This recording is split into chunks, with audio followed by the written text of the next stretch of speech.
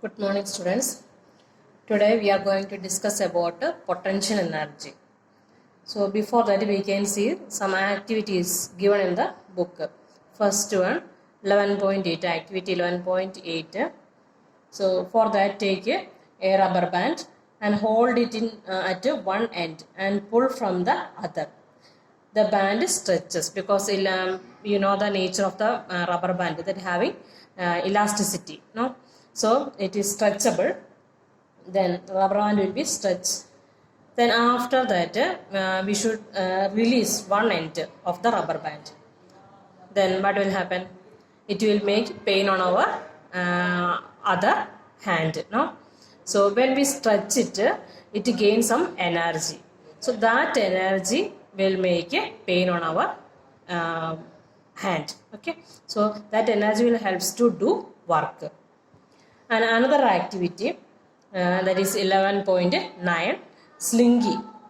Take a slingy and one end we can hold and another end give to your friend and stretch it. That also stretchable. Then after stretching it, release one end. Then that time also this slingy that will be oscillate. Then after it that will be regain its original shape. Rubber band also after releasing it, it will be regain its original position. And here slingy also after the oscillation, it will be regain its original position. So when we stretch the slingy also will get energy. That is why it will be oscillate. Then another activity given in the book that is 11.10. So for that take a toy car, you know, toy car. For running it, for the movement of the toy car, we should give the key. Now wind the key, and if you will increase the winding, and the toy car will move with a high speed. If you will decrease the winding, then that will be the speed will be less, and it can move only less distance. So energy by binding the key, it will get the toy car will get energy. So the energy acquired depend on the number of windings. So energy we can increase or decrease. That is depending on the number of windings. Okay, and there also by winding it will that toy car will get energy. So certain position, this whole object will get some energy. And another activity given it, lift an object through a certain height. Here it is given certain height.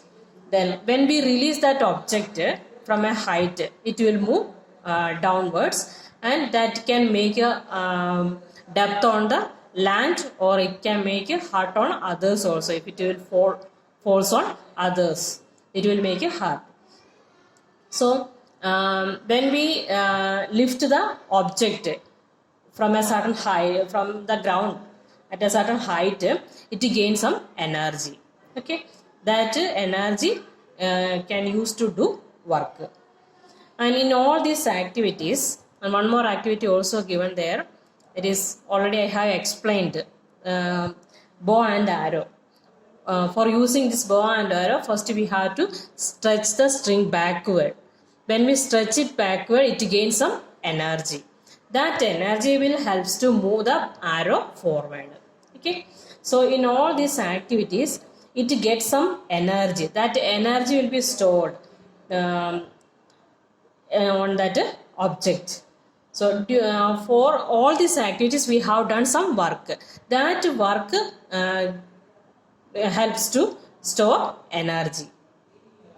So that energy is called the potential energy. So we can see the definition of potential energy. The energy possessed by a body due to its change in position or shape is called potential energy. And in the previous class we have seen that kinetic energy. Kinetic energy means energy possessed by a body due to its motion. But here it is potential energy means the energy possessed by a body due to its change in position or shape.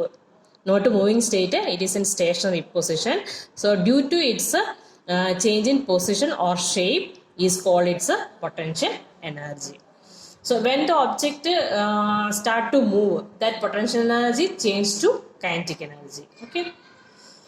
And next we can see the derivation of potential energy.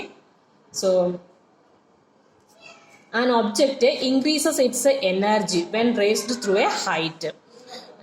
Potential energy of the object that will be increased if you will increase the height of the object. Then this is because work is done on it against gravity while it is being raised. When we raise the object above the ground, so that work done against gravity, that is why the energy will be increased. The energy present in such an object is called gravitational potential energy, because here work done that is against gravity, that is why this potential energy is called gravitational potential energy.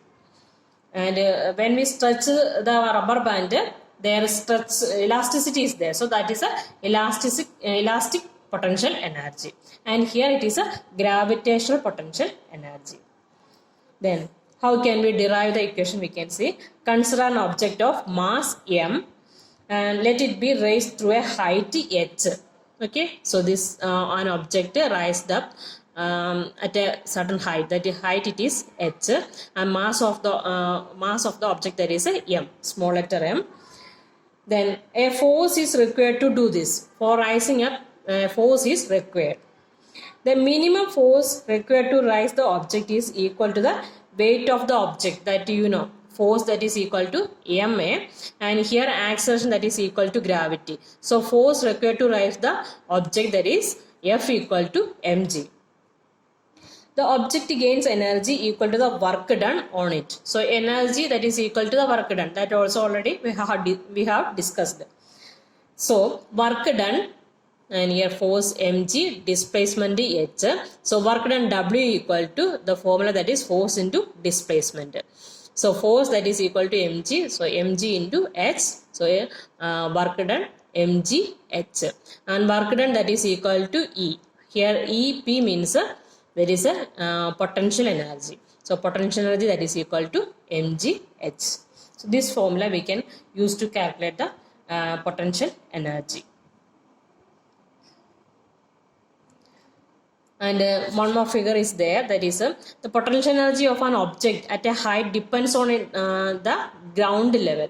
See here height it is same, and but the object moves at a different path.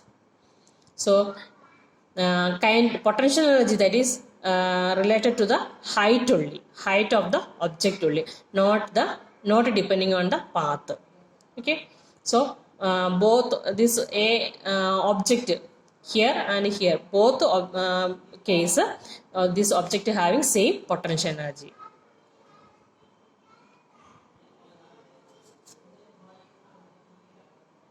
And example we can see.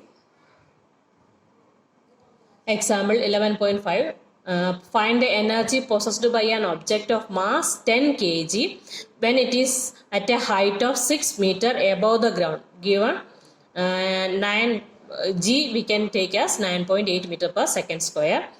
Then calculate the potential energy. So potential energy that is equal to mgh. Then substitute the values. 10 into 9.8 into and 6 meter height. Then by simplifying we will get a 588 joule. Another example, an object of mass 12 kg is at a certain height above the ground if the potential energy of the object is 480 joule. Find the height at which the object is with respect to the ground. And here we can take a gravity that is equal to 10 meter per second square. Then mass 12 kg and the potential energy 480 joule. So we can substitute all the values in this equation, E equal to mgh. By simplifying height we can take calculate h equal to 4 meter.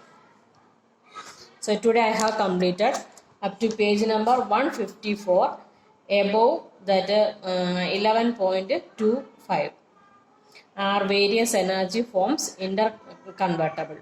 Up to there I have completed. After reading the portion, if you have any doubt, you may ask.